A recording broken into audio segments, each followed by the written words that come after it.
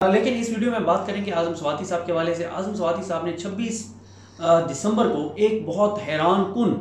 ख़त लिखा और उस ख़त में उन्होंने दो टोक chief justice Islamabad high court justice Aamir Farooq sahab पर अदम एतमाद का इजहार किया है। उन्होंने दो टोक कहा है कि मुझे आपकी अदालत पर कोई इंसाफ की तवक्को नहीं है, कोई भरोसा नहीं है, कोई यकीन नहीं है। और उन्होंने आमिर फारूक साहब पर अदम एतमाद का इजहार किया है। लेकिन वहीं पर उन्होंने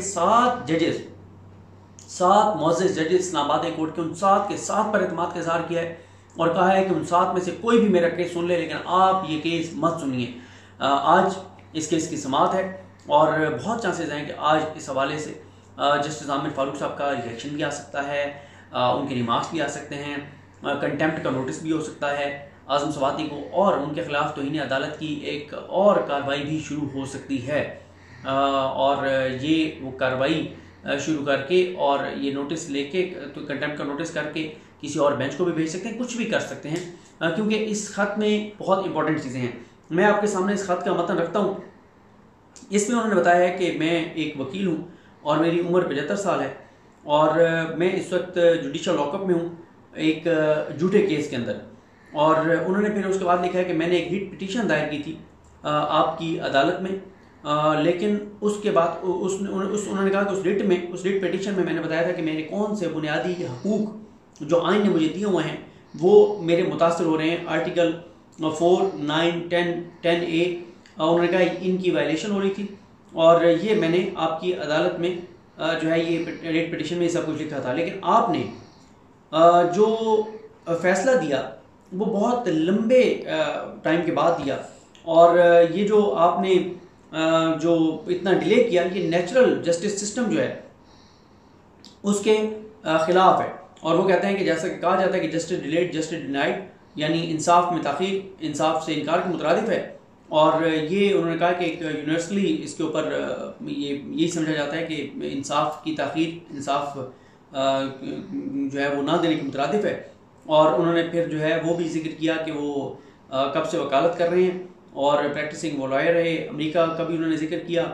और ये सारी चीज़ें। फिर वो कहते हैं कि आपने क्योंकि ताख़ीर से ऑर्डर किया। अच्छा, इसके में मैं आपको बता देता हूँ जो इनकी दरख्वास्त थी उसमें 2 चीज़ें थी जो इन्होंने आमिर फारूक साहब की अदालत में, और वैसे इनकी बात ही दुरुस्त है, वो डिले नहीं होना चाहिए था, क्योंकि जब इधर से आमिर फारूक साहब ने उसको डिले किया तो इसी दौरान उनको बलूचिस्तान और सिंध में ख्वार किया गया, जलील किया गया और उनको सबक सिखाया गया वहाँ ले जाकर। उसमें 2 चीज़ें थी। एक, उन्होंने ये कहा था कि वफाकी जो वज़ारत दाखिला है इनको कहें कि तमाम सूबों से जो है वो FIR की तफसीलात लेकर दें। और दूसरा, उन्होंने कहा था कि ये मशरूत करें कि इस्लामाबाद हाई कोर्ट की इजाज़त के बगैर उनको किसी और सूबे में मुंतकिल ना किया जाए, क्योंकि इसमें एक और मामला यह है कि एक ही तरह की तमाम FIRs हैं, वही तरीका वारदात जो इमरान रियाज खान के केस में था, जो समी इब्राहिम साहब के केस में था, जो अरशद शरीफ साहब के केस में था, जो साबिर शाकिर साहब के केस में था, कि एक ही तर्ज की FIRs पूरे पाकिस्तान में करवा दो, एक जगह से दूसरी से तीसरी जगह। और इस हवाले से हालांकि सुप्रीम कोर्ट का वाज़ेह तौर पर हुक्म मौजूद है कि जब एक FIR हो जाती है उसके बाद दूसरी उसी मामले की FIR नहीं हो सकती। अगर किसी को तकलीफ है वो उसी FIR में जाके शामिल हो जाए, लेकिन एक और FIR जो है वो नहीं हो सकती। तो ये कह रहे हैं कि क्योंकि आपने ताख़ीर की फैसला देने में, तो उसके बाद मुझे अगवा किया गया और गैर कानूनी तौर पर मुझे जो है वो अगवा करके पिम्स हॉस्पिटल से 2 दिसंबर को जो है वो कोयटा मुंतकिल किया गया और मैं वहाँ पे एडमिट था। उसके बाद मुझे सिंध ले जाया गया और मेरे ऊपर 40 FIRs की गई, ये वो कह रहे हैं। उसके बाद वो कह रहे हैं कि इस्लामाबाद हाई कोर्ट ने एक फ़ैसला दिया हुआ है इसके हवाले से, ट्वीट्स के हवाले से, और ये जिक्र कर रहे हैं जस्टिस बाबर सत्तार साहब के फ़ैसले का। और वो कह रहे हैं कि ये उस फैसले का हवाला दिया हमने जो स्पेशल जज थे उनकी अदालत में, जो राजा आसिफ महमूद। लेकिन वो कहते हैं कि नामालूम वजूहात पर अचानक उनका, जब उन्होंने मेरे केस का फैसला महफूज किया राजा आसिफ महमूद ने, तो उनका ट्रांसफ़र कर दिया गया और उसके बाद एक नया जज ट्रांसफ़र किया लगाया गया डिले करके और ताख़ीर के साथ। उसके बाद उस जज ने मेरी बेल एप्लीकेशन मुस्तरद कर दी और उसने मैरिज को नहीं देखा, उसने कंसीडर नहीं किया, जो लीगल बेसिस और ग्राउंड्स थी मेरी उनको कंसीडर नहीं किया। और वो ये कहते हैं कि राजा आसिफ महमूद साहब जो हैं उनका तबादला नहीं होना चाहिए था चीफ जस्टिस की कंसल्टेशन के बगैर, यानी आमिर फारूक साहब की कंसल्टेशन के बगैर। उसके बाद वो कहते हैं कि ये गैर कानूनी तौर पर उनका ऑर्डर हुआ और वजूहात हमें नहीं पता क्योंकि क्यों ऑर्डर हुआ। और उसके बाद उन्होंने जो है वो उसके कुछ चीज़ों का और हवाला दिया। फिर उन्होंने जनाब वो भी बताया कि आमिर फारूक साहब के चीफ जस्टिस बनने के हवाले से जब मामला उनकी कमेटी के पास आया तो उन्होंने फ़ौरन इजलास बुलाया और वो सारी चीज़ें की। खैर उसमें वो उन्होंने बहुत सारी चीज़ें लिखी हैं, लेकिन अब आ जाएँ असल मुद्दे पर। ये पैराग्राफ जो है वो बहुत अहम है, सेकंड लास्ट। वो कहते हैं कि मेरे पास फैक्चुअल और लीगल बेसिस हैं कि मुझे आपसे इंसाफ की, आपकी अदालत से इंसाफ की कोई तवक्को नहीं है, क्योंकि आप एक बाइस है आपका। और वो कहते हैं कि आसिफ अली जरदारी केस है सुप्रीम कोर्ट का, उसमें सुप्रीम कोर्ट में जजमेंट में लिखा हुआ है कि इस तरह से जिस तरह से वो अदम एतमाद का इज़हार कर रहे हैं इन पर तो ये किया जा सकता है। तो वो कहते हैं कि क्योंकि ये मेरे पास फैक्ट्स जो हैं वो मैंने लिख दी हैं और मुझे आप पर कोई कॉन्फिडेंस नहीं है, मुझे आप पर कोई भरोसा नहीं है, कोई इत्मीनान नहीं है, और मुझे बिल्कुल नहीं लगता कि मुझे आपकी अदालत से इंसाफ मिलेगा। और ये जो केस है सुप्रीम कोर्ट का, ये मुझे ये मौका फराहम करता है कि मैं फेयर ट्रायल के लिए ये बात कहूँ कि अपना लीगल और अपना कॉन्स्टिट्यूशनल राइट इस्तेमाल करूँ। और इसलिए वो कहते हैं कि मेरी जो ज़मानत कबल गिरफ्तारी है, ये जो दरख्वास्त है मेरी, ये इस्लामाबाद हाई कोर्ट के किसी भी और जज के पास ट्रांसफ़र कर दें, लेकिन आप ना सुने। और ये मेरा आईनी और कानूनी हक है। ये 26 दिसंबर को उन्होंने जो है वो हाथ से लिखा हुआ ख़त जो है वो भेजा है। अब आ जाए इस बात पर कि उन्होंने आमिर फारूक साहब पर अदम एतमाद का इज़हार किया है और उसकी उन्होंने वजूहत भी बताई हैं कि आपने इतनी तख़ीर की मेरे फैसले में, फ़ैसला देने में, कि उस दौरान मुझे बलोचिस्तान का भी चक्कर लगवा लिया गया, सिंध का भी, और हैरान कुन तौर पर इधर फैसला महफूज है, उधर बलोचिस्तान हाई कोर्ट ने भी उड़ा दिया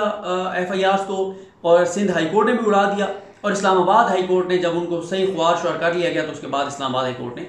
फैसला सुना दिया और वो भी रिट पिटीशन मुस्तरद कर दी उनकी। अब आ जाए कि वो किन 7 जजेस पे एतमाद का इज़हार कर रहे हैं। आमिर फारूक साहब पर अदम एतमाद के बाद वो कहते हैं 7 जजेस हैं बाकी, जिसके पास मर्जी लगाना है वो कहते हैं मुझे एतमाद है कि वो मुझे इंसाफ देंगे।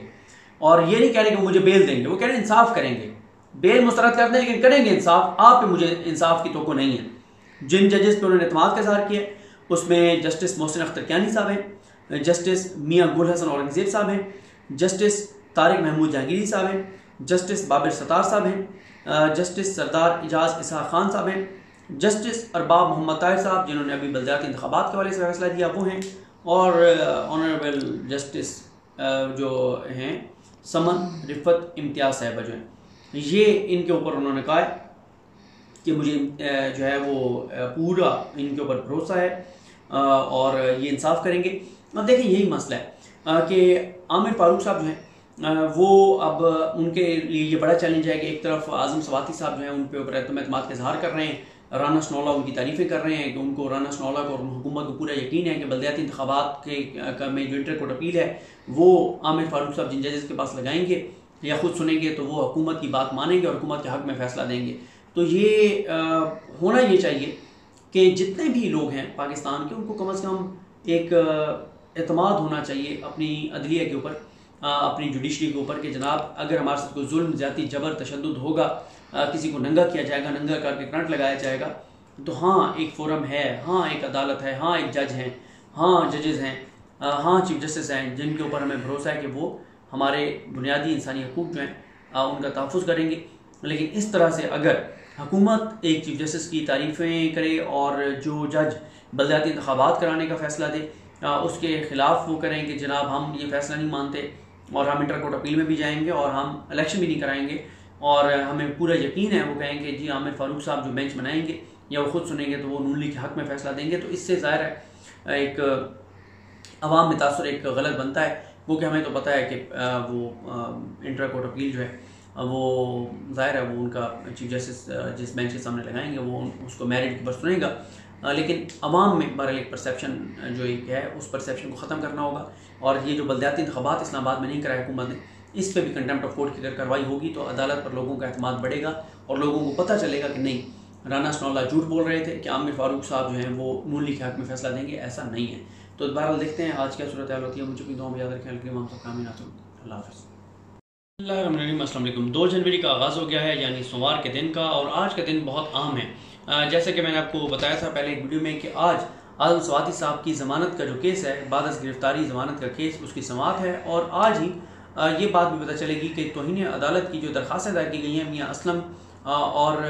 जमात इस्लामी के और तहरीक इंसाफ के लिए नवाज जमान की जानिब से कि इस्लामाबाद में जो बलदियाती इंतखाबात इस्लामाबाद हाई कोर्ट के ऑर्डर्स के बावजूद नहीं कराए गए, उस पर तौहीन अदालत की दरखास्तें जो दायर की गई हैं, उस पर भी जो